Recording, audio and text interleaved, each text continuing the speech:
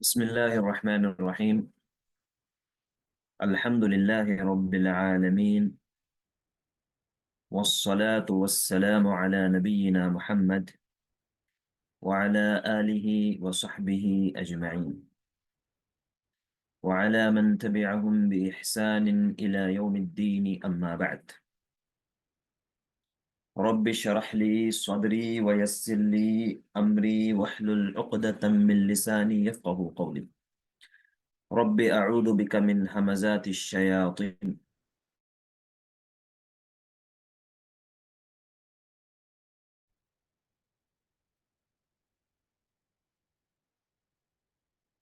محترم اور معزز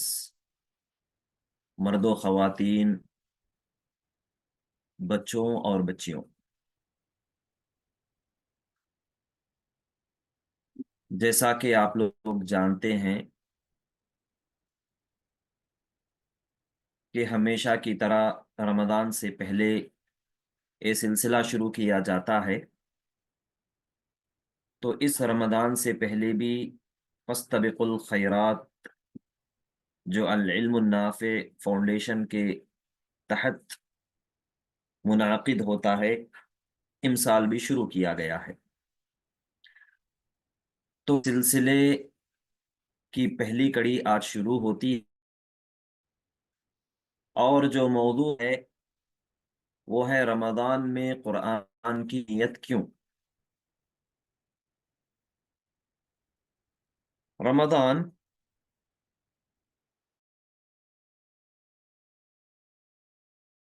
بابرکت مہینہ، جس کا شدت کے ساتھ مسلمان انتظار کرتے، اور نبی صلی اللہ علیہ وسلم بہت پہلے سے اس کی تیاری تھے۔ صحابہ سلف صالحین دعائیں کرتے تھے، مہینے دعائیں کرتے تھے کہ اے اللہ ہمیں رمضان کے لیے صحیح سلامت رکھ، اور رمضان کو کے لیے صحیح سلامت رکھ۔ عظیم الشان بابرکت مہینہ جس کی تیاری بہت پہلے ہو جانا چاہیے، اور اس طریقے سے قرآن جیسا کہ موضوع میں ہے، یہ قرآن کریم، اس کا بڑا گہرا تعلق ہے رمضان کے مہینے سے۔ فی نفسی رمضان، فی نفسی رمضان ایک عظیم چیز ہے، اور قرآن کریم بھی ایک عظیم چیز ہے، اور رمضان کو یہ مقام اور مرتبہ ملا ہی ہے قرآن کی وجہ سے، اس لیے کہ اس مہینے میں قرآن کریم نازل ہوا ہے۔ تو دراصل یہ جو سلسلہ شروع کیا گیا ہے، تو رمضان کے استقبال اور رمضان کے استعداد اور تیاری کے لیے ہے، کہ ایک مسلمان کو پہلے سے اس مہینے کے لیے تیار رہنا ہے، ہر اعتبار سے اپنے آپ کو کرنا ہے، نیت کو بھی درست کرنا ہے، اپنے حوصلے کو بھی بلند کرنا ہے، توبہ کرنا ہے، اس لیے کہ گنہگار کو رمضان کی اطاعتوں اور نیکیوں کی توفیق نہیں ہو سکتی، محروم ہو سکتا ہے۔ پہلے سے توبہ کرتا ہے تو پھر اللہ تعالیٰ اسے نیک اعمال کی توفیق دیتا ہے۔ اور اسی طرح ویسے تو انسان مسلمان کی زندگی کا ہر لمحہ اور لحظہ انتہائی اہم ہے، لیکن رمضان کی ساعتیں اور رمضان کی گھڑیاں، جن کو اللہ تعالیٰ نے ایام معدودات کہا ہے، یہ بہت زیادہ اہمیت کی حامل ہیں، اس لیے کہ جب آدمی یہ تصور کرے گا اور اس بات کا اس کو احساس ہوگا کہ یہ چند گھڑیاں ہیں، مختصر سی مدت ہے، اور اس مختصر مدت میں خوب محنت کرنا ہے، خوب قد و کاوش کرنا ہے، صبر کرنا ہے، جستجو کرنا ہے، تو اسے پھر یقین ہو جائے گا کہ اس کی محنت تو ختم ہو جائے گی، لیکن اجر باقی رہے گا اس کے مقابلے میں جو بیکار کے کام کرتا ہے، ضائع کر دیتا ہے لذتوں کے پیچھے، شہوتوں کے پیچھے، بیکاریوں کے پیچھے، تو لذتیں تو ختم ہوتی ہے لیکن پھر اس کے بعد اس کا گناہ باقی رہ جاتا ہے۔ تو الغرض، زیادہ تمہید کو زیادہ نہ کرتے ہوئے جو موضوع مجھے دیا گیا ہے تو اس موضوع کی طرف آتا ہوں، وہ ہے رمضان میں قرآن کی اہمیت کیوں۔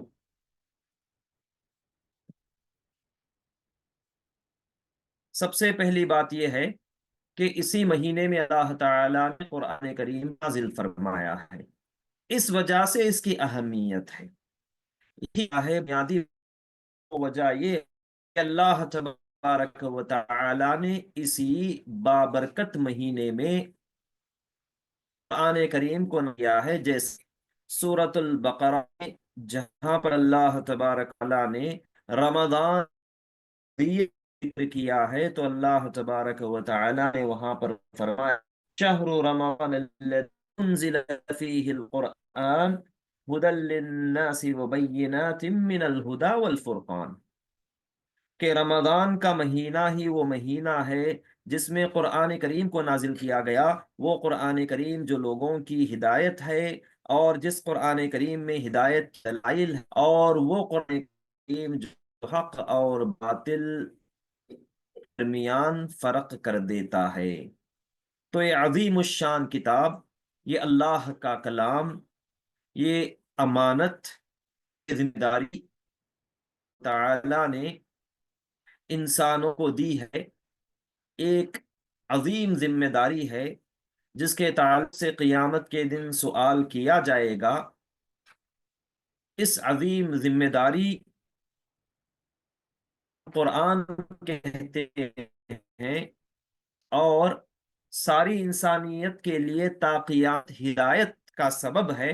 اور ہدایت کا سرچشمہ اور ہدایت کا ذریعہ ہے، یہ وہ قرآن کریم ہے جس کو اللہ تبارک و تعالی نے اس ماہ مبارک میں نازل فرمایا ہے۔ اور اس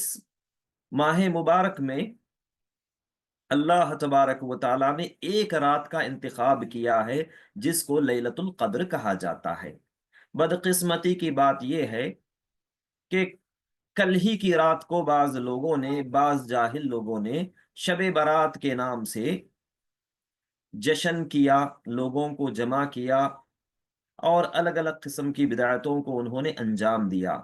اور وہ قرآن کی آیتیں اور وہ حدیثیں جو رمضان کے مہینے میں لیلۃ القدر سے متعلق ہے، اس 15ویں شعبان کے لیے انہی آیتوں اور انہی حدیثوں کو چسپاں کرنے کی کوشش کرتے ہیں، حالانکہ اللہ تعالیٰ نے اتنی وضاحت کے ساتھ کہہ دیا کہ یہ لیلۃ القدر رمضان کے مہینے میں ہے، اور اس لیلۃ القدر کو اتنی جو اہمیت حاصل ہے اس کی وجہ یہ ہے کہ اس میں قرآن کریم کو اللہ تبارک و تعالیٰ نے نازل فرمایا ہے، جیسا کہ اللہ تبارک و تعالیٰ نے قرآن کریم میں فرمایا انا انزلناہ فی لیلۃ القدر۔ ایک اور جگہ اللہ تبارک و تعالیٰ نے فرمایا انا انزلناہ فی لیلۃ مبارکۃ، سورۃ الدخان کی ابتدائی آیات ہے، انا انزلناہ فی لیلۃ مبارکۃ انا کنا منذرین۔ تو اللہ تبارک و تعالی نے اس رات کو مبارک رات کہا، اور اس رات کو قدر والی رات کہا۔ تو چلیے ہم دیکھتے ہیں نازل ہوا ہے اس کی کیا کیفیت ہے۔ اس سلسلے میں سب سے مشہور قول تو ابن عباس رضی اللہ عنہما کا ہے، اس کے علاوہ اور بھی اقوال آتے ہیں، لیکن ہم ان میں سے صرف 3 قول کو لیتے ہیں۔ تو پہلا قول ابن عباس رضی اللہ عنہما کا ہے، اور جمہور علماء کی بھی یہی رائے ہے کہ قرآن کریم، پورے کا پورا قرآن کریم ایک ساتھ لوح محفوظ سے آسمانی دنیا پر اس رات میں نازل کیا گیا۔ یہ جمہور اہل علم کا اور ابن عباس رضی اللہ عنہما کا قول ہے۔ امام شعبی، عامر بن شراحیل الشعبی، یہ کہتے ہیں، ان کی رائے یہ ہے کہ لیلۃ القدر میں قرآن کے نزول کی ابتدا اور شروعات ہوئی ہے، اور ابن عثیمین رحمہ اللہ نے بھی اس قول کو ترجیح دیا ہے۔ مطلب یہ ہے کہ قرآن کریم کا نزول اللہ تبارک و تعالی نے لیلۃ القدر میں فرمایا، پھر اس کے بعد تھوڑا تھوڑا کر کے جب کبھی اللہ تبارک و تعالی کی حکمت کا تقاضا ہوا تو پھر اللہ تبارک و تعالی نے قرآن کریم کو پورے 23 سال میں نازل فرمایا۔ یہ دوسرا قول ہے۔ اور تیسرا قول ہے مقاتل ابن سلیمان رحمہ اللہ کا، وہ کہتے ہیں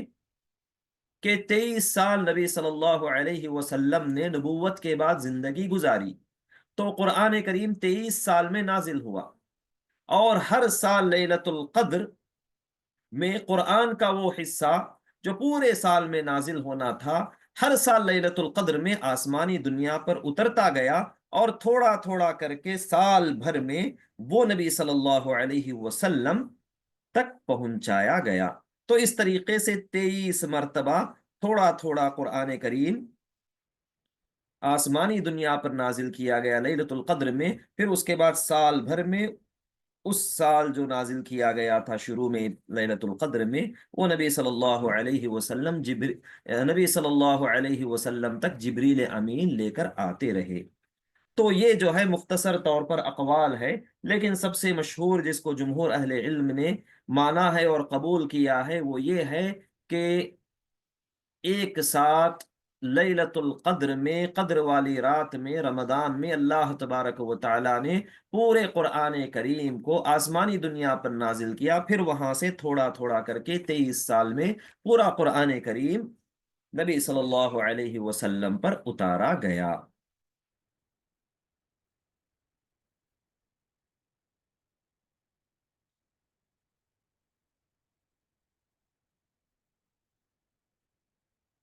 میری آواز ٹھیک پہنچ رہی ہے سب تک ابھی؟ نہیں، ابھی بھی کچھ مسئلہ ہے آواز میں؟ ذرا بتائیے مجھے۔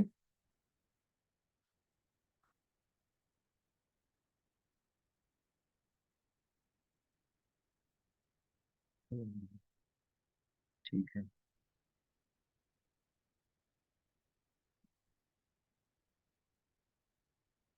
جی، ٹھیک ہے۔ پھر اس کے بعد اب چلیے ہم بعض احادیث کو بھی پڑھتے ہیں، جن احادیث میں نبی صلی اللہ علیہ وسلم نے رمضان میں قرآن کا خصوصی اہتمام کیا ہو، اس لیے کہ ہم اچھی طرح جان چکے ہیں کہ قرآن کریم رمضان میں لیلۃ القدر میں نازل ہوا، تو اسی لیے نبی صلی اللہ علیہ وسلم خصوصیت کے ساتھ رمضان میں قرآن کریم کا اہتمام کرتے تھے۔ جبریل علیہ السلام ہر سال رمضان کے مہینے میں تشریف لاتے، پھر اس کے بعد آپ صلی اللہ علیہ وسلم کے ساتھ قرآن پڑھتے پڑھاتے، اور جس سال نبی صلی اللہ علیہ وسلم کی وفات ہوئی تو 2 مرتبہ قرآن کو آپ نے پڑھا اور پڑھایا، مدارسہ کیا، جیسا کہ احادیث میں آتا ہے۔ اس سلسلے میں ہم احادیث پڑھتے ہیں۔ ابن عباس رضی اللہ تعالی عنہما سے مروی ہے، كان النبي صلی اللہ علیہ وسلم اجود الناس وكان اجود ما يكون في رمضان حين يلقاه جبریل، کہ نبی صلی اللہ علیہ وسلم ویسے لوگوں میں سب سے زیادہ سخی تھے، اور سب سے زیادہ آپ رمضان میں سخی ہو جاتے، یعنی خرچ کرنے ہو اللہ کے راستے میں، جب جبریل آپ سے ملاقات کرتے، جب جبریل آپ سے ملاقات کرتے۔ وَكَانَ جِبْرِيلُ يَلْقَاهُ فِي كُلِّ لَيْلَةٍ مِّن رَمَضَانَ فَيُدَارِسُهُ الْقُرْآنَ، اور جبریل آپ سے رمضان کی ہر رات میں ملاقات کرتے اور قرآن پڑھتے پڑھاتے۔ اور اسی طریقے سے فاطمہ رضی اللہ عنہا کی روایت میں ہے کہ نبی صلی اللہ علیہ وسلم نے آپ کو یہ بتایا کہ جبریل علیہ السلام ہر سال 1 مرتبہ قرآن پڑھتے پڑھاتے تھے رمضان کے مہینے میں آپ صلی اللہ علیہ وسلم کو، لیکن جس سال آپ صلی اللہ علیہ وسلم کی وفات ہوئی تو 2 مرتبہ آپ نے قرآن کو مکمل پڑھا اور پڑھایا۔ مدارسہ کا معنی ہے پڑھا اور پڑھایا، یعنی نبی صلی اللہ علیہ وسلم جبریل کو سناتے اور جبریل آپ صلی اللہ علیہ وسلم کو سناتے، اس طرح وہ ایک دوسرے کو سے سیکھتے اور سکھاتے۔ اس کو مدارسہ کہا جاتا ہے، جس طریقے سے ہم ایک استاد اور ٹیچر کے ساتھ کرتے ہیں۔ اور اسی طریقے سے ابن رجب رحمہ اللہ کہتے ہیں ان احادیث کی شرح کرتے ہوئے کہ قرآن کو رمضان میں پڑھنا اور پڑھانا اور قرآن پڑھنے اور پڑھانے کے لیے جمع ہونا، یہ ساری چیزیں مستحب اور مندوب ہے۔ اور اسی طریقے سے قرآن کو ان لوگوں کو سنانا جو ہم سے زیادہ بہتر جانتے ہیں، علم رکھتے ہیں، حفظ کرتے ہیں، یہ ساری چیزیں مطلوب اور مسنون ہے، رمضان میں یہ ہونا چاہیے۔ اور اسی طریقے سے اس حدیث سے یہ بات بھی معلوم ہوتی ہے کہ رمضان میں کثرت سے ہمیں قرآن کریم کی تلاوت کرنا چاہیے۔ ویسے تو ہمیشہ ہی قرآن کریم کی تلاوت کرنا ہے، لیکن رمضان میں اس کی بہت زیادہ اہمیت ہو جاتی ہے۔ اور اس کے بعد اہل علم نے یہ بتایا ہے، جیسا کہ ابن عباس رضی اللہ عنہما کی روایت ہے کہ یہ مدارسہ آپ صلی اللہ علیہ وسلم اور جبریل امین کے درمیان مدارسہ رات کے وقت ہوا کرتا تھا، رات میں ہوا کرتا تھا، جیسا کہ صحیح بخاری اور صحیح مسلم کی روایت ہے۔ اس سے یہ معلوم ہوتا ہے کہ ہمیں بھی رمضان کی راتوں میں کثرت سے قرآن کریم کی تلاوت کرنا چاہیے۔ اور رات کا وقت کیوں ہے؟ اس لیے کہ آدمی رات کے وقت میں ساری مشغولیتوں سے فارغ ہو جاتا ہے اور بڑی دل جمعی کے ساتھ، توجہ کے ساتھ، کانسنٹریشن کے ساتھ توجہ دے سکتا ہے، اور دل اور زبان اس کے موافق ہو جاتے ہیں رات میں۔ مطلب یہ ہے کہ زبان سے جو چیز ادا ہوتی ہے، جو چیز ہے، تو دل بھی جو ہے اس جو دیتا ہے اور ہاتھ ہے، اور آدمی غور و فکر اور تدبر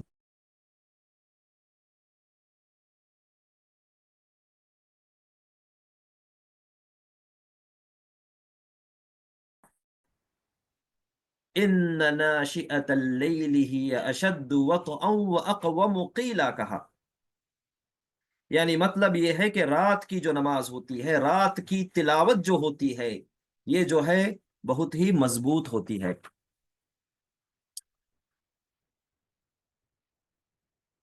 ایک منٹ۔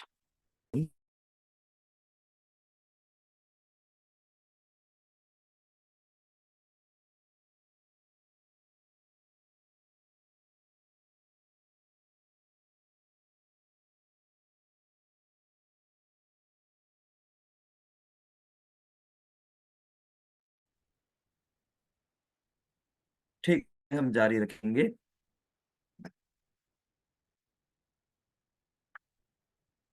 تو اسی لیے رات میں کثرت سے تلاوت کرنا یہ مستحب اور مطلوب ہے، خصوصیت کے ساتھ رمضان کے مہینے میں۔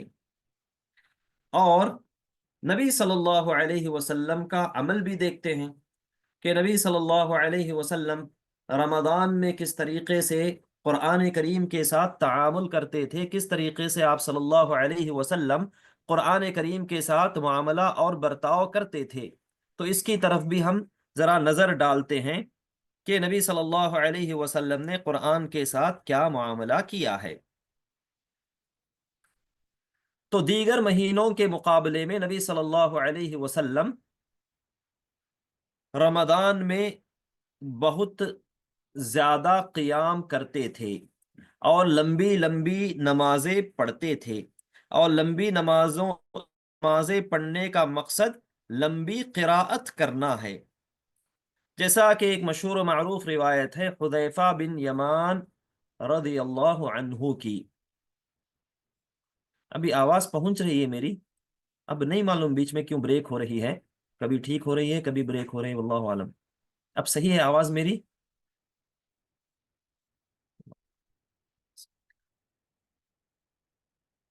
حذیفہ رضی اللہ عنہ کی روایت ہے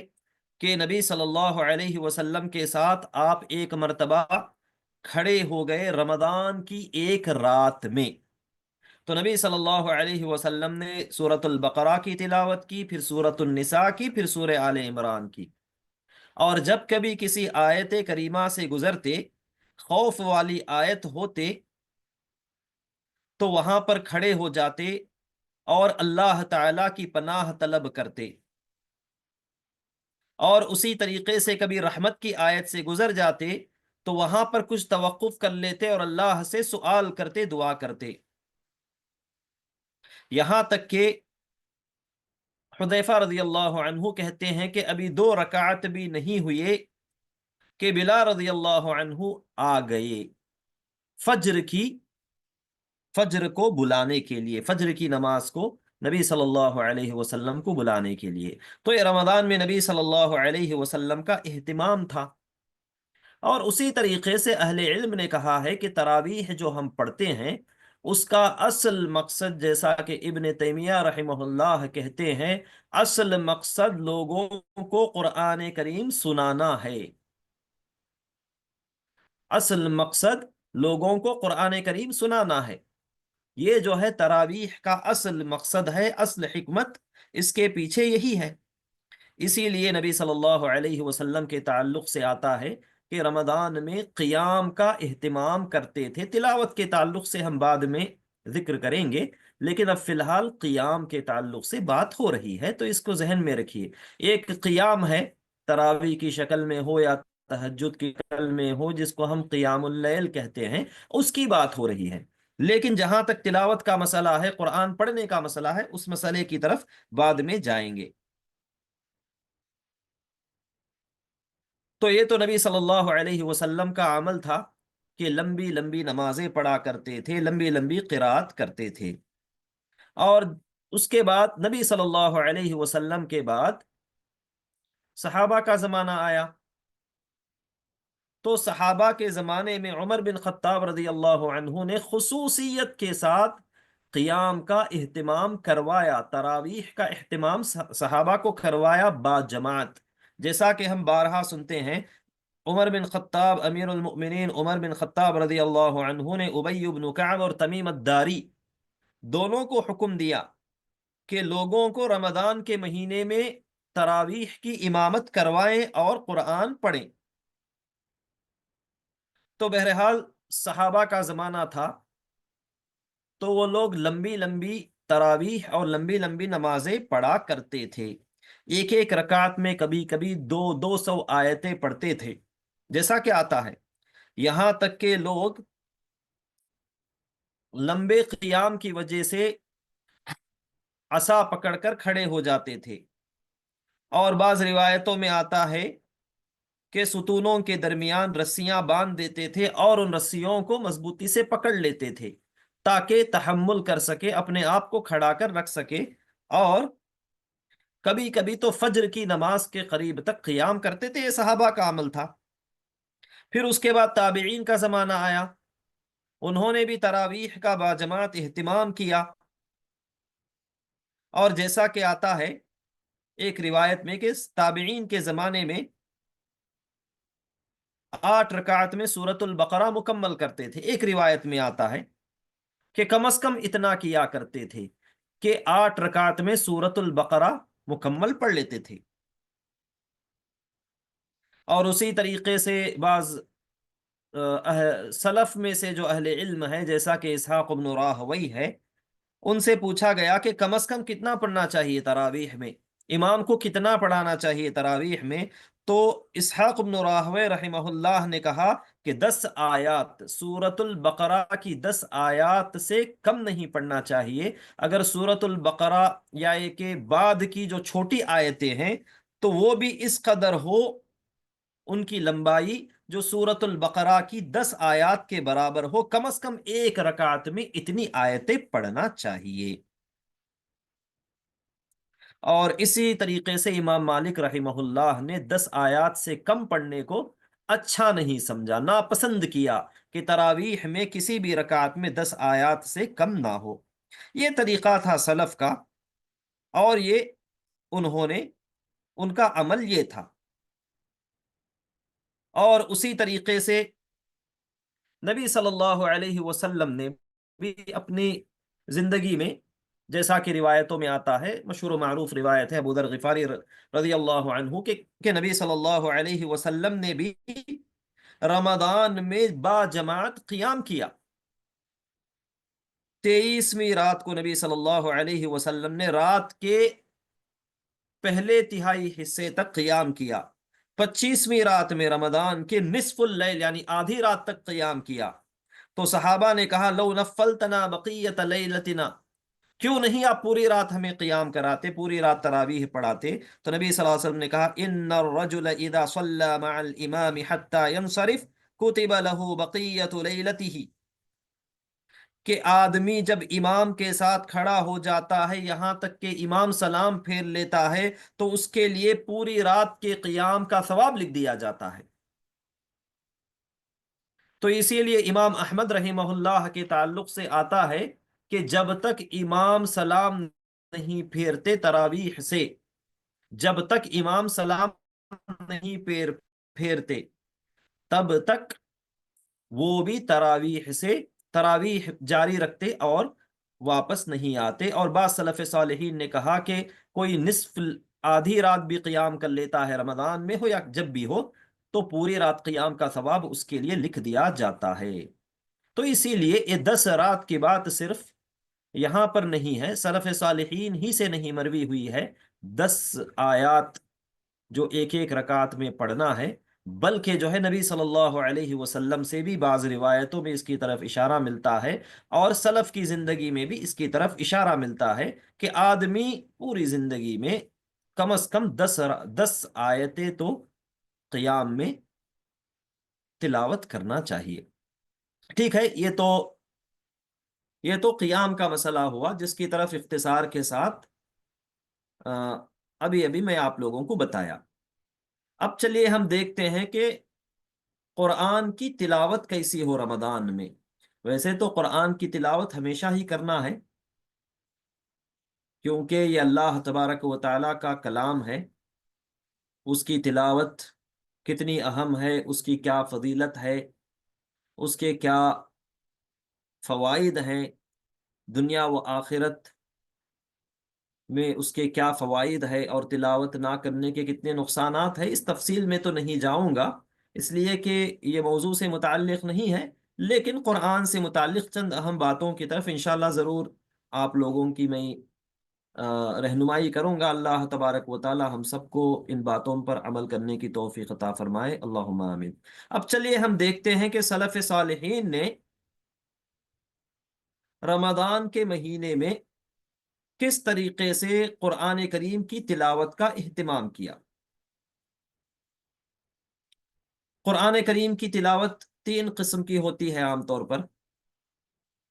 ایک تلاوت ہوتی ہے جلدی جلدی پڑھنا، جس کو ہم جلدی جلدی پڑھنا کہتے ہیں، اس کو ہم عربی میں ہم کہتے ہیں حذف۔ اور ایک قرات ہوتی ہے ترتیل، اور ایک ہے ترتیل کے ساتھ تدبر۔ یہ 3 مرحلے ہوتے ہیں، لیکن عام طور پر جس مقصد کے لیے قرآن کریم نازل ہوا ہے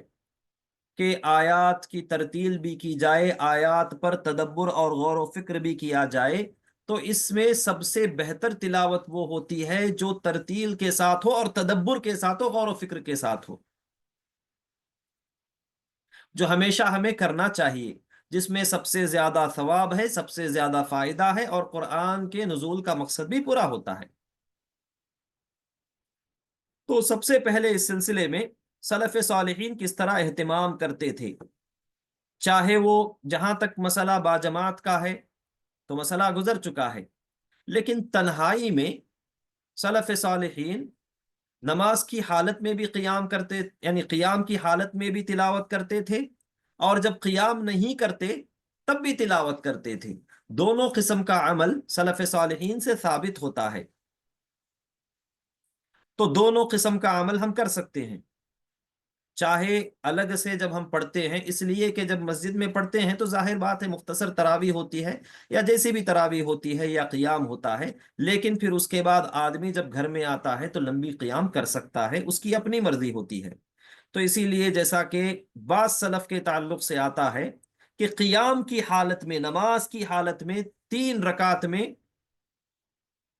3 دن میں، 3 رات میں پورا قرآن ختم کرتے تھے۔ بعض سلف کے تعلق سے آتا ہے کہ 7 راتوں میں، بعض سلف کے تعلق سے آتا ہے کہ نماز کی حالت میں 10 دن میں پورا قرآن یا 10 راتوں میں پورا قرآن مکمل کرتے تھے۔ یہ تو نماز کی حالت میں ہے۔ اور نماز کے باہر کا جب مسئلہ لیا جائے، اور رمضان کے اندر نماز سے باہر کا مسئلہ، تو کثرت سے قرآن کریم کی تلاوت کرنا ہے، جیسا کہ اسود رحمہ اللہ کے تعلق سے آتا ہے کہ 2 راتوں میں قرآن مکمل کرتے تھے۔ امام نخعی کے تعلق سے آتا ہے کہ 3 راتوں میں مکمل کرتے تھے، اور جب آخری عشرہ آتا تھا تو 2 راتوں میں مکمل قرآن مکمل کرتے تھے۔ امام قتادہ غیر رمضان میں 7 دن میں 1 مرتبہ قرآن مکمل کرتے تھے، رمضان میں 3 دن میں 1 مرتبہ، اور جب آخری عشرہ ہوتا تو ہر رات 1 مکمل قرآن پڑھتے تھے۔ اور امام شافعی اور امام ابو حنیفہ اور دیگر سلف صالحین کے تعلق سے اس قسم کی روایتیں آتی ہیں۔ حالانکہ نبی صلی اللہ علیہ وسلم نے بعض روایتوں میں فرمایا ہے کہ وہ شخص جو 3 دن سے کم میں قرآن پڑھتا ہے تو وہ قرآن نہیں سمجھ سکتا۔ اور اسی طریقے سے بعض صحابہ کو نبی صلی اللہ علیہ وسلم نے کہا، خصوصیت کے ساتھ عبداللہ بن عمرو بن العاص کو، کہ 7 دن سے کم میں جو ہے قرآن کو مکمل نہ کرو۔ تو یہ عام طور پر عادت نہیں بنانا چاہیے، لیکن خاص موسم جیسے کہ رمضان وغیرہ آتا ہے تو کوئی حرج نہیں ہے۔ جس طریقے سے سلف صالحین کی سوچ، ان کا فہم اور ان کا عمل ہمیں بتاتا ہے کہ رمضان کے مہینے میں اور خصوصیت کا جب خاص موسم آتے ہیں، جب اللہ تبارک و تعالی ہمیں خاص موسم عنایت فرماتا ہے جیسا کہ رمضان کا موسم ہے، تو اس سے ہم زیادہ سے زیادہ استفادہ کرنا چاہیے۔ تو یہ جو ہے سلف صالحین کی تلاوت کے تعلق سے ہے۔ اور سلف صالحین جب رمضان کا مہینہ آتا تو کہتے کہ یہ قرآن کا مہینہ ہے، جیسا کہ امام زہری رحمہ اللہ کے تعلق سے آتا ہے کہ جب رمضان کا مہینہ آتا تو کہتے فَإِنَّمَا هُوَ تِلَاوَةُ الْقُرْآنِ وَإِطْعَامُ الطَّعَامِ، کہ رمضان کا مہینہ تو بس قرآن کی تلاوت کا اور کھانا کھلانے کا ہے، یعنی ایک طرف قرآن کی تلاوت تو دوسری طرف کھانا کھلانا ہے۔ اور امام مالک رحمہ اللہ جو اتنے بڑے محدث ہے، اتنے بڑے فقیہ ہے، اتنے بڑے عالم ہے، امام دار الہجرہ ہے، کہا جاتا ہے کہ جب امام مالک ہو مدینہ میں تو کوئی فتویٰ لا یفتہ، کوئی فتویٰ نہیں دے سکتا، یعنی مطلب یہ ہے کہ کسی اور کے فتوے کی ضرورت نہیں ہوتی۔ اتنے بڑے عالم جب ماہ رمضان شروع ہوتا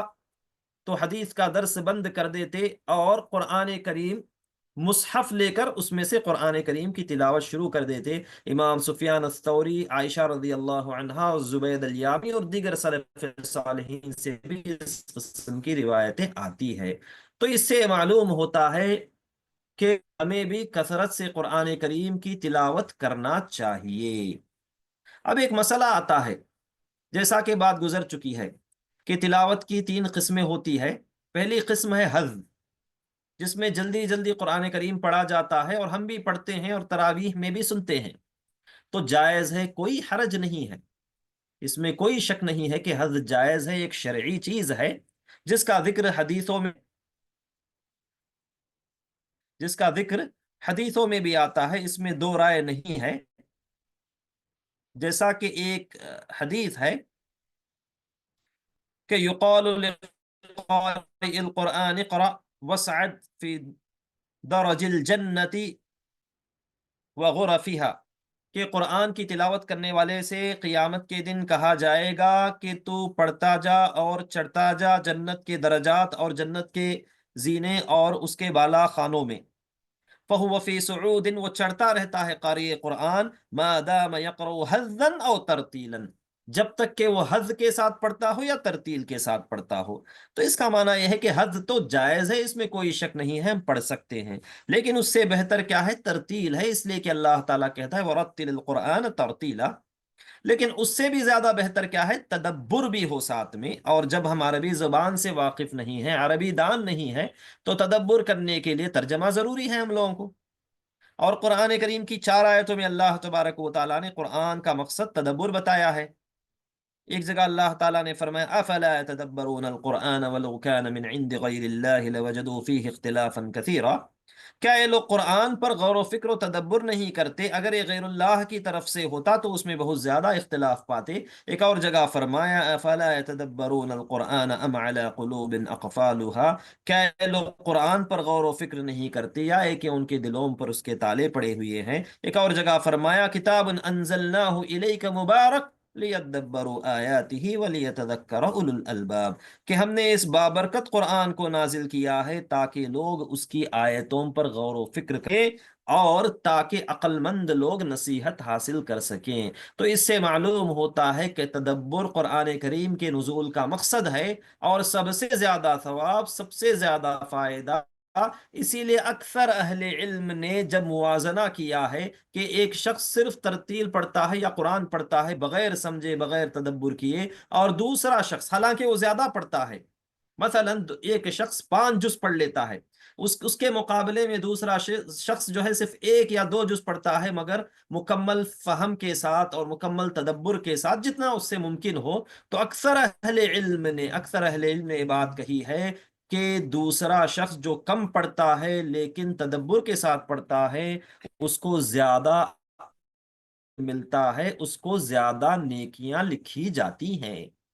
تو اسی لیے سال بھر میں تو تدبر کرنا ہے اور رمضان میں بھی تدبر کرنا ہے، لیکن اگر کوئی شخص جو ہے زیادہ پڑھنا چاہتا ہے حفظ ہو یا ترتیل کے ساتھ، تو اس کے لیے بہتر یہ ہے کہ جو ہے دونوں چیزوں کو جمع کریں، کبھی قرآن جو ہے ترجمہ کے ساتھ بھی پڑھے تو کبھی قرآن جو ہے صرف بغیر ترجمے کے بھی پڑھے، اس لیے کہ تدبر ترجمے کے بغیر ہمارے لیے ممکن نہیں ہے۔ دونوں کو جمع کرنا اس کے لیے بہتر ہے، چاہے وہ رمضان کا مہینہ ہو یا غیر رمضان کا مہینہ ہو، تو دونوں کو جمع کرنا اس کے لیے بہتر ہوتا ہے۔ اور اسی طریقے سے قرآن کریم کی تلاوت کی کیا فضیلت ہے؟ صرف 1 یا 2 فضیلتیں دو فضیلتوں کی طرف اشارہ کرتا ہوں، زیادہ تفصیل میں نہیں جاؤں گا، اس لیے کہ عام طور پر ہم قرآن کریم کا جتنا اہتمام کرنا ہے، اس کی تلاوت کا جتنا اہتمام کرنا ہے، نہ کرتے، لیکن اگر اس کی فضیلت ہم جان لے، کتنی نیکیاں ہمارے لیے صرف قرآن کریم کی ایک ایک حرف پر لکھ دی جاتی ہے، چند آیتوں پر لکھ دی جاتی ہے،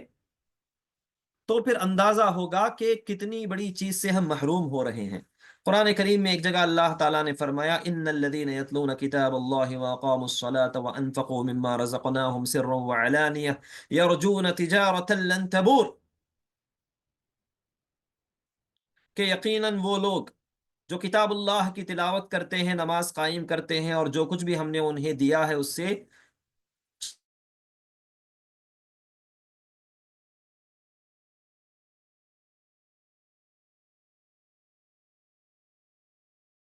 تبور، جس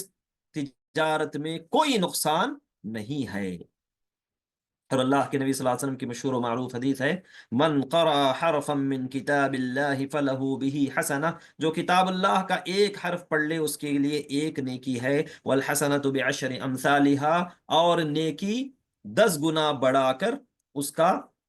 اجر دیا جاتا ہے۔ اور نبی صلی اللہ علیہ وسلم نے کہا لا اقول الف الف لام میم حرف، نبی صلی اللہ علیہ وسلم نے کہا کہ الف لام میم ایک حرف نہیں ہے، بلکہ الف ایک حرف ہے، لام ایک حرف ہے، میم ایک حرف ہے۔ تو یہاں پر حرف سے مراد الفابیٹ ہے، لیٹر جس کو ہم کہتے ہیں، ایک ایک حرف پر جو ہے اللہ تبارک و تعالی کم از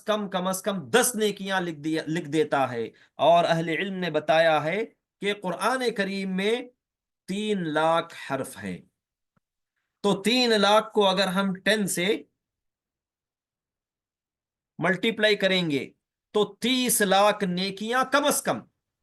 اور اللہ تبارک و تعالی جب اجر دیتا ہے، ثواب اور بدلہ دیتا ہے، تو صرف 10 گنا کر کے نہیں دیتا، بلکہ 10 سے لے کر 700 گنا تک، یعنی کم از کم اس کو 30 لاکھ نیکیاں جو ہے لکھ دی جاتی ہے۔ قرآن کی پورا مکمل قرآن پڑھتا ہے تو کم از کم 30 لاکھ نیکیاں۔ ویسے تو اللہ تبارک و تعالیٰ بے حساب عطا کرتا ہے، بلا حساب عطا کرتا ہے، خوب عطا کرتا ہے، اور جب رمضان میں ہم تلاوت کریں گے تو بہت زیادہ یقیناً عطا کرے گا۔ اللہ تعالیٰ ہمیں اس کی توفیق عطا فرمائے۔ اور سب سے بہتر دنیا میں وہ شخص ہوتا ہے جو قرآن کو پڑھتا ہے اور پڑھاتا ہے۔ اور اسی طریقے سے نبی صلی اللہ علیہ وسلم نے فرمایا لا حسد الا علی اثنتین رجل آتاہ اللہ القرآن فهو يقوم به آناء اللیل وآناء النہار، کہ حسد کسی کے لیے جائز نہیں ہے، لیکن دو آدمیوں کے حق میں جائز ہے، کہ ایک آدمی جس کو اللہ تعالیٰ نے قرآن سکھایا ہو اور رات دن جو ہے قرآن کریم کو لے کر وہ قیام کرتا ہے، یعنی قرآن کا حق ادا کرتا ہے اور قرآن کی تعلیم لوگوں کو دیتا ہے۔ تو قرآن کریم کی جتنی فضیلتیں ہیں ان کو ہم پڑھتے جائیں گے تو کبھی ختم نہیں ہوں گی، کیونکہ یہ اللہ تعالیٰ کا کلام ہے اور سب سے عظیم کلام ہے، سب سے عظیم معجزہ ہے، اور یہ وہ کلام ہے جس کو اللہ تبارک و تعالیٰ نے جب پہاڑوں پر نازل کیا تو پہاڑ بھی ریزہ ریزہ ہو گئے، ذرہ ذرہ ہو گئے۔ اتنا عظیم کلام ہے، اتنی عظیم امانت ہے جو اللہ تبارک و تعالیٰ نے ہمیں دیا۔ تو دراصل رمضان کیا ہے؟ ایک درسگاہ ہے، ایک نرسری کی طرح ہے، ایک یونیورسٹی کی طرح ہے، جس میں تعلیم دی جاتی ہے۔ پھر باقی کے 11 مہینے یونیورسٹی کے بعد کی جو زندگی ہوتی ہے وہ اس زندگی کی طرح ہے کہ تعلیم مکمل کرنے کے بعد ایک شخص کیا کرتا ہے؟ زندگی بھر اس تعلیم کو تطبیق دیتے رہتا ہے، اس پر عمل کرتا ہے۔ تو وہی حال رمضان کا ہے کہ رمضان میں ہمیں اس قرآن کا اہتمام اس لیے کرنا ہے تاکہ باقی کے ایام میں بھی اس کا اہتمام باقی رہے، یہ اصل مقصد ہے۔ اور اسی طریقے سے جیسا کہ بات گزر چکی ہے، جو مسئلہ گزر چکا ہے کہ تدبر کے ساتھ ہمیں قرآن کریم کی تلاوت کرنا چاہیے، یہ سب سے افضل طریقہ ہے، سب سے عظیم اجر کا یہی طریقہ ہے۔ پھر اس کے بعد دو باتوں کی طرف اشارہ کرتا ہوں اور اپنی بات کو ختم کرتا ہوں۔ یہ ایک ہے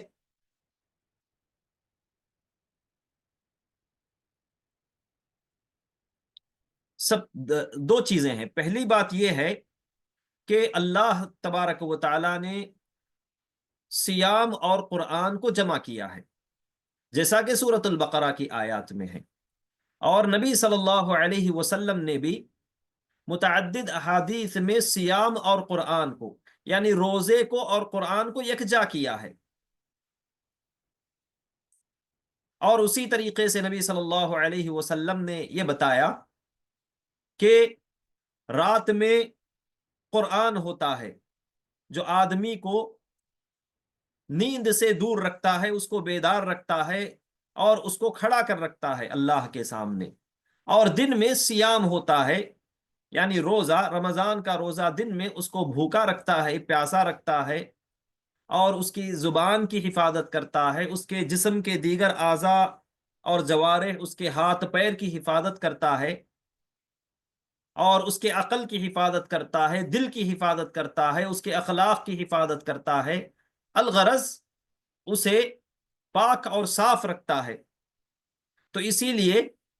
سیام اور قرآن دونوں کو یکجا کیا ہے، اور رمضان کے مہینے میں یہ دونوں چیزیں جمع ہو جاتے ہیں۔ تو کعب بن مالک رضی اللہ عنہ کہتے ہیں ینادی یوم القیامت منادن، تو رمضان میں دو جہاد ہوتے ہیں، جیسا کہ اہل علم نے کہا ہے دو جہاد ہوتے ہیں نفس کے ساتھ، کیونکہ سب سے بڑا جہاد کیا ہوتا ہے؟ انسان کا اپنے نفس کے ساتھ ہوتا ہے، نفس کے مقابلے میں ہوتا ہے، یہ اس کا سب سے عظیم جہاد ہوتا ہے۔ تو کون سے دو جہاد ہوتے ہیں رمضان کے مہینے میں؟ یہ ایک ہے روزے کا جہاد جو دن میں ہوتا ہے، اور رات میں قیام کا جہاد ہوتا ہے۔ تو اس سے اندازہ لگائیے کہ قیام کا اہتمام کتنا کرنا چاہیے اور کتنا لمبا کرنا چاہیے، اور تلاوت کا کس طریقے سے ہمیں اہتمام کرنا چاہیے، خصوصیت کے ساتھ راتوں میں۔ کعب بن مالک رضی اللہ عنہ کہتے ہیں کہ قیامت کے دن ایک پکارنے والا یا ندا لگانے والا ندا لگائے گا کہ ہر ایک محنتی ان کل حارث یعطا بحرثه ویزاد علی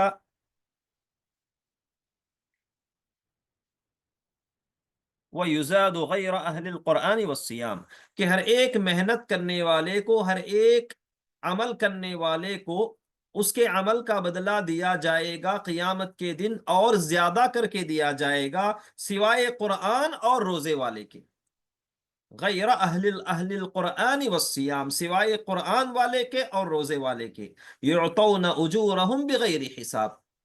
ان کو بغیر حساب کے، یعنی بلا حساب،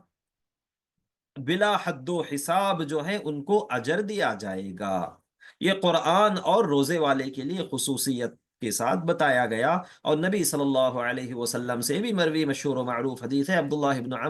عمرو بن العاص رضی اللہ عنہ فرماتے ہیں کہ نبی صلی اللہ علیہ وسلم نے فرمایا الصیام والقرآن یشفعان للعبد یوم القیامہ، کہ روزہ اور قرآن قیامت کے دن بندے کے حق میں سفارش کریں گے۔ روزہ کہے گا اے رب منعته الطعام والشہوات بالنہار، کہ اے رب، روزہ کہے گا اللہ سے اے رب میں نے اس بندے کو کھانے اور پینے سے روکے رکھا دن میں، اور اسی طریقے سے شہوتوں سے بھی روکے رکھا، اور اسی طریقے سے قرآن کہے گا کہ اے میرے رب میں نے اس کو رات میں سونے سے روکے رکھا، فشفعنی فیہ، دونوں کہیں گے ہماری سفارش کو اس بندے کے حق میں قبول فرما، فیشفعان، تو ان دونوں کی سفارش قبول کی جائے گی۔ تو یہ قرآن والے کے حق میں، اور روزہ روزے والے کے حق میں سفارش کریں گے۔ تو اس کا مطلب یہ ہے کہ جو قرآن کا اہتمام نہیں کرتا، وہ اللہ تعالی قیامت کے دن شکایت کرے گا اس کے لیے۔ اللہ تبارک و تعالی قیامت کے دن اس شخص کے تعلق سے قرآن اس شخص کے تعلق سے شکایت کرے گا جس نے قرآن کا اہتمام نہیں کیا، اور روزہ بھی اللہ تبارک و تعالی سے شکایت کرے گا، روزہ بھی اللہ تعالیٰ سے شکایت کرے گا کہ اے بندے، کہ فلاں بندے نے مجھے ضائع کر دیا ہے، تو بھی فلاں کو ضائع کر دے۔ تو اسی لیے ہمیں چاہیے کہ اس مہینے میں ان دونوں چیزوں کا خصوصیت کے ساتھ اہتمام کرے، اور اسی لیے کئی احادیث میں سیام اور قیام کو یکجا کیا گیا ہے، اور اس کا اصل مقصد یہ ہے کہ ان دونوں کا گہرا تعلق ہے، اور یہ دونوں رمضان کے مہینے میں جمع ہو جاتے ہیں۔ تو یہ مومن کے یہ دو جہاد ہوتے ہیں رمضان کے مہینے میں۔ اللہ سے دعا ہے کہ ہمیں سیام اور قیام دونوں کا اہتمام کرنے کی توفیق عطا فرمائے۔ چلیے اس کے بعد ہم آخری بات کی طرف اشارہ کر کے اپنی بات کو ختم کریں گے، اور وہ ہے کہ قرآن کے ساتھ ہمارا کیا معاملہ ہونا چاہیے۔ رمضان میں تو اور بھی بہت ساری نیکیاں ہیں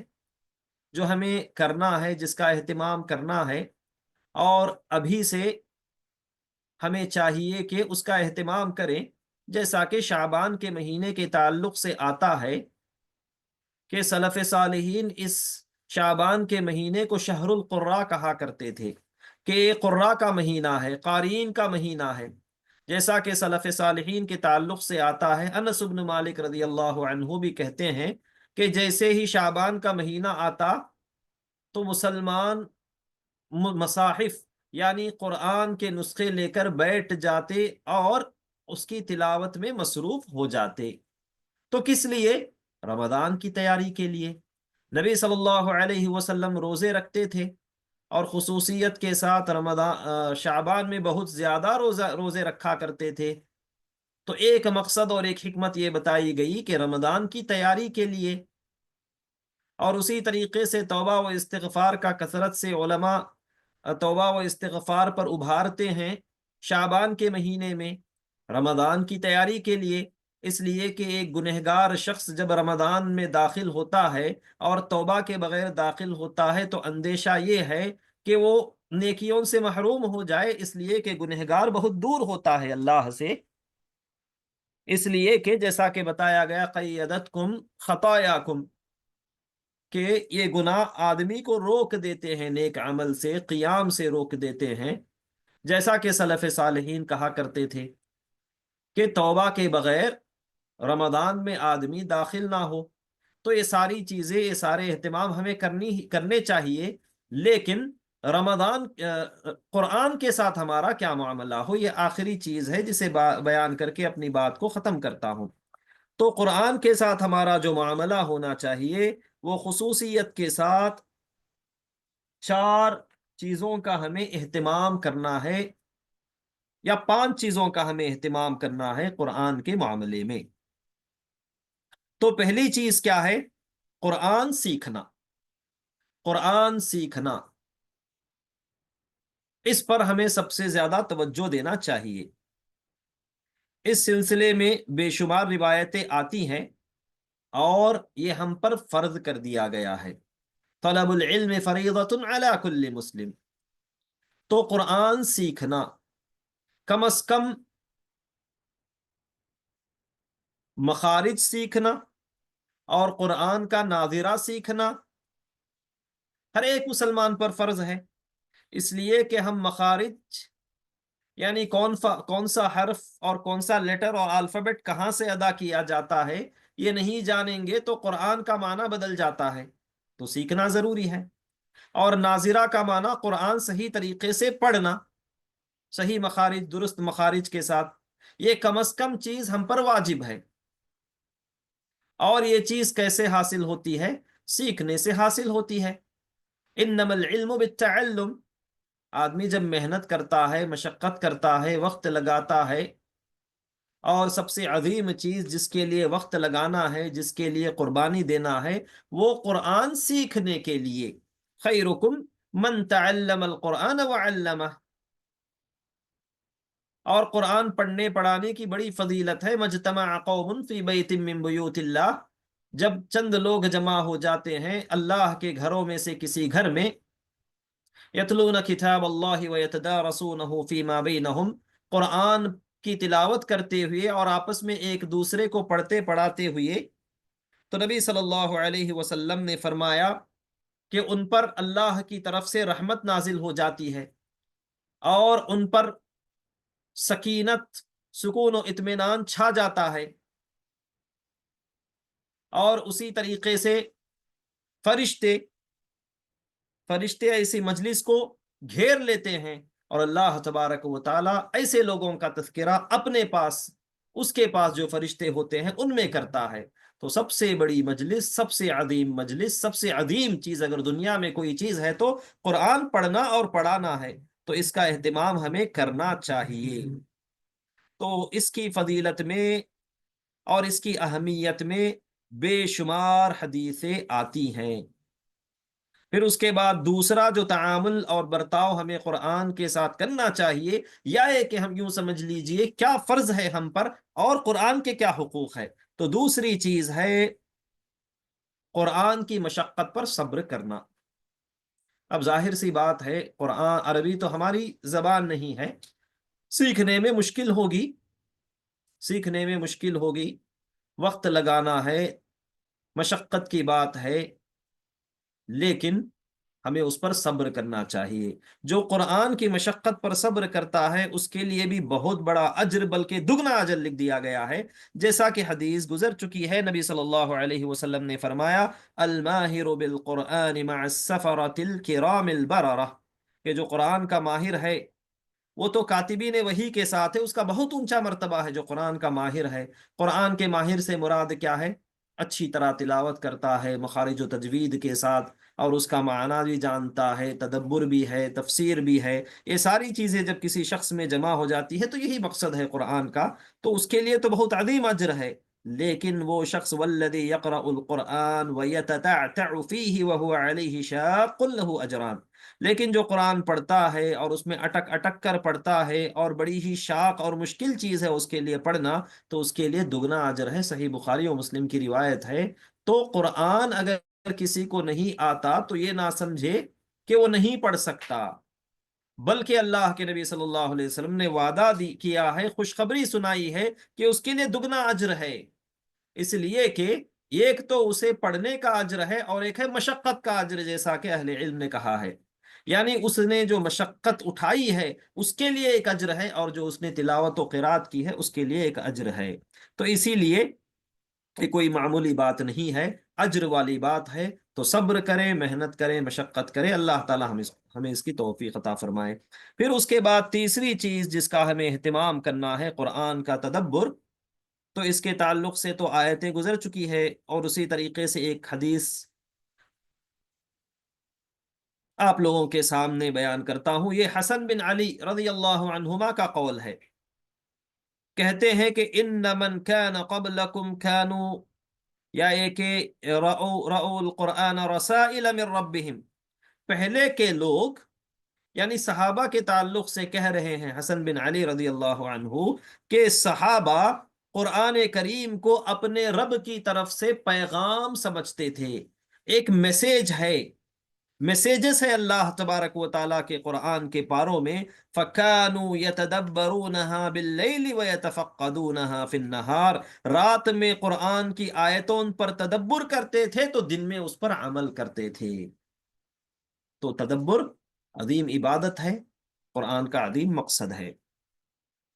اور اسی طریقے سے چوتھی چیز، قرآن کے ساتھ ہمیں تفاعل کرنا چاہیے، انٹریکٹ کرنا چاہیے۔ یہ نہیں کہ قرآن پڑھتے چلے گئے، بلکہ اس کے ساتھ انٹریکٹ کرنا چاہیے، جیسا کہ ابھی حذیفہ رضی اللہ عنہ کی حدیث گزری ہے۔ تو جیسا کہ روایت میں آتا ہے کہ حذیفہ رضی اللہ عنہ کہتے ہیں کہ میں نے ایک رات نبی صلی اللہ علیہ وسلم کے ساتھ نماز پڑھی، سورۃ البقرہ آپ نے شروع کی، جب بھی کسی آیت سے گزرتے جس میں اللہ کی تسبیح اور پاکی بیان ہوتی تو اللہ کی پاکی بیان کرتے ہوئے گزرتے، جب بھی کوئی سوال ہوتا یعنی کوئی نعمت کا ذکر ہوتا، جنت کا ذکر ہوتا تو وہ طلب کرتے ہوئے گزرتے۔ وَإِذَا مَرَّ بِتَعَوُّذٍ تَعَوَّذَ، اور جب کبھی کوئی سزا کا ذکر ہوتا یا جہنم کا ذکر ہوتا تو اس سے اللہ کی پناہ طلب کرتے ہوئے گزرتے۔ اور عوف بن مالک الاشجعی بھی کہتے ہیں کہ میں نے نبی صلی اللہ علیہ وسلم کے ساتھ ایک رات قیام کیا تو نبی صلی اللہ علیہ وسلم نے سورۃ البقرہ پڑھائی، اور جب کبھی رحمت کی آیت سے گزرتے تو رکتے، رحمت کا سوال کرتے، اور جب کبھی عذاب کی آیت سے گزرتے تو رکتے اور اللہ سے اس کی پناہ طلب کرتے، اللہ سے اس سے پناہ طلب کرتے۔ ٹھیک ہے، تو یہ ہمارا معاملہ ہونا چاہیے۔ اور آخری چیز یہ ہے کہ قرآن کے آداب کو اپنی زندگی میں اپنانا ہے، کیونکہ ایک مسلمان قرآن پر عمل کرتا ہے، قرآن قرآن کی تصویر ہوتا ہے، قرآن کا عملی جامہ جو ہے مسلمان کو بننا چاہیے، کیونکہ نبی صلی اللہ علیہ وسلم کے بارے میں آتا ہے کہ کان خلقہ القرآن، کہ نبی صلی اللہ علیہ وسلم کے اخلاق اگر دیکھنا ہو تو قرآن پڑھ لیجئے، یعنی قرآن کی جیتی جاگتی تصویر تھے، آپ مکمل قرآن پر عمل کرنے والے تھے۔ تو ہماری بھی زندگی کیسی ہو کہ ہم غور و فکر کریں، تدبر کریں قرآن پر، اور اس پر مکمل طور پر عمل کرنے کی کوشش کریں، تو اللہ تبارک و تعالیٰ کی مدد اور نصرت آئے گی۔ تو یہ چند باتیں تھیں،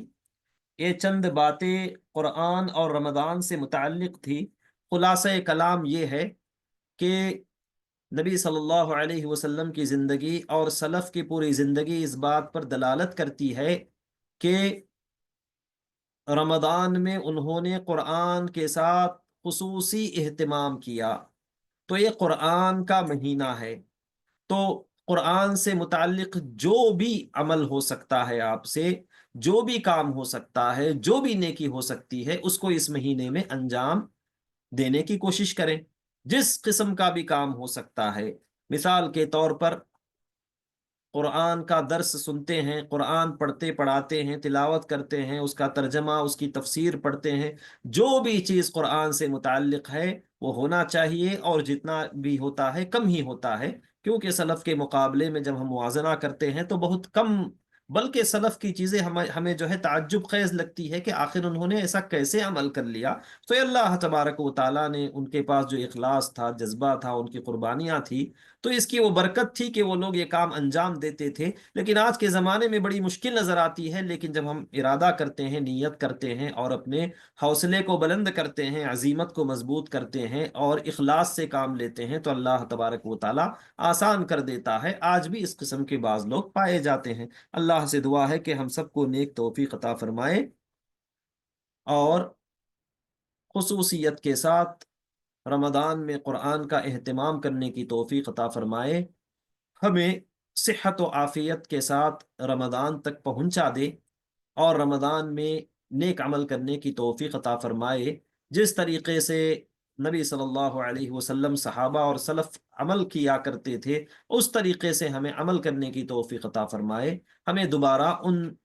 ان سنتوں کو جو ہماری زندگی میں مردہ ہو چکی ہیں، ان سنتوں کو دوبارہ زندہ کرنے کی توفیق عطا فرمائے۔ اللہم آمین، وآخر دعوانا ان الحمد للہ رب العالمین، وصلی اللہ علی نبینا محمد وسلم۔ سبحانک اللہم وبحمدک اشہد ان لا الہ الا انت استغفرک واتوب الیک۔